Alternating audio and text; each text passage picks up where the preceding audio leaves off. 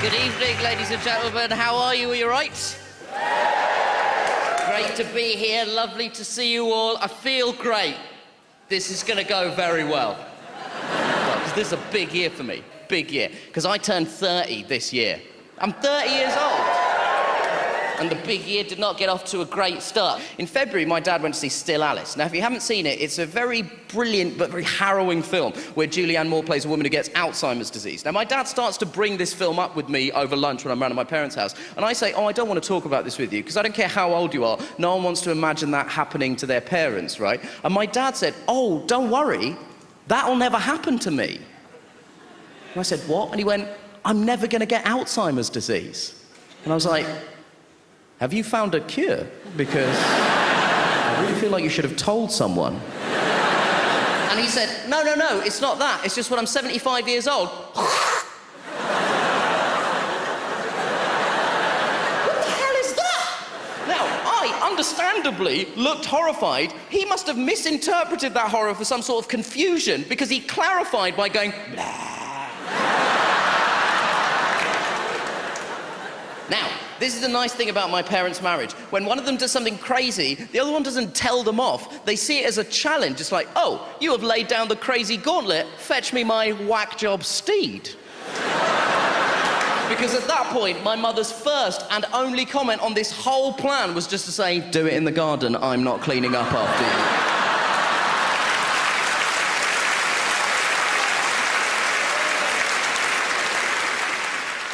And then the big year went from bad to worse. My mother said, Nish, there's a problem with your comedy. I said, what is the problem with my comedy? She said, well, you're a left-wing comedian. I said, why is that a problem? She said, well, all comedians are left-wing. It's boring. Now, here's the thing. I have no idea if all comedians are left-wing. I've not done the research, right? Hold my hands up, right? But I have a theory. I think it is hard to write right-wing comedy. And I know, because I've been trying. This is the best I could come up with for right-wing comedy. Hey, don't you hate it when you start earning over £100,000 a year and you move up an income tax bracket?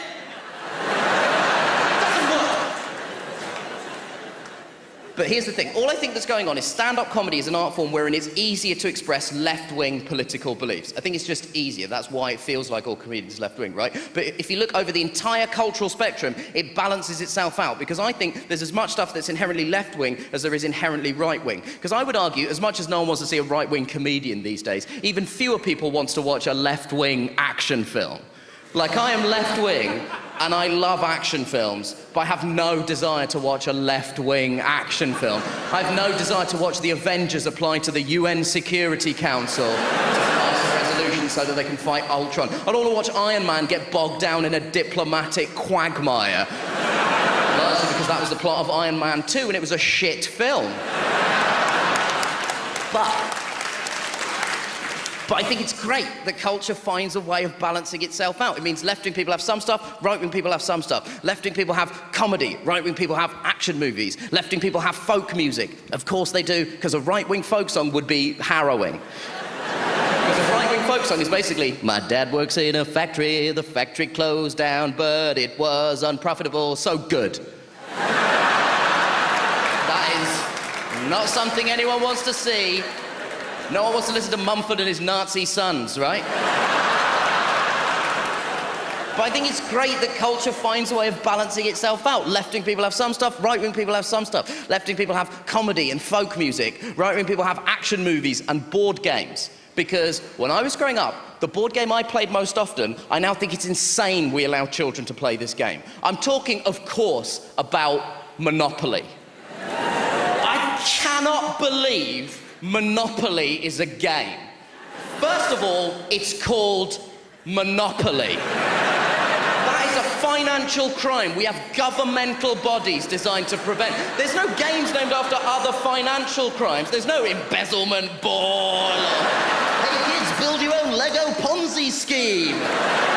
People are worried about Grand Theft Auto. Monopoly reinforces a right-wing way of running your economy as the right way to do so. Because all the public works, the electric company, the train station, you can just buy them. And the more of them you own, the more money you make. What happens if you go to jail? Nothing, as long as you can afford to bribe your way out.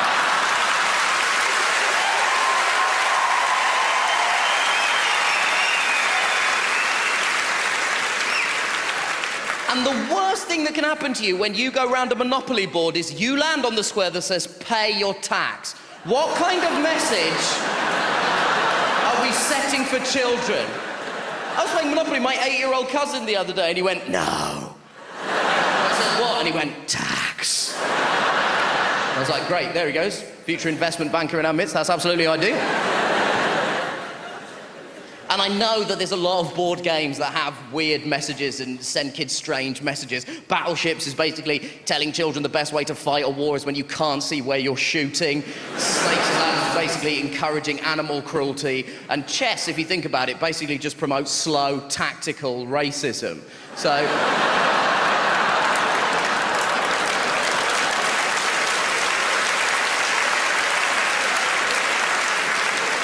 I am aware that a lot of board games send out strange messages. But I believe with Monopoly, it's an easy fix. I think it would be very easy to bring Monopoly back into the political centre ground. All you have to do is add a third deck of cards. Because at the moment when you get Monopoly, you get 2 decks. You get Chance, you get Community Chest. I suggest we add a third deck of cards called Consequence. So we can teach these little turds something about real-world economics. And the consequence cards could be anything. For example, your hotels are vandalised by a group of youths who've had their community centre closed down due to governmental cutbacks. Pay £50,000. You have to employ a private security service due to soaring crime rates caused by the underfunding of the police force and the long-term social consequence of the economic inequality that's fueled your rise as a property mogul. Pay £250,000. You fall in a crack in the road that has not been fixed due to underinvestment. You go to the local hospital, but it is closed down. Your foot falls off. Please have to go and collect £100. It would have been £200, but we cut disability benefits. Ladies and gentlemen, it has been a pleasure speaking to you. My name is Nish. Goodbye.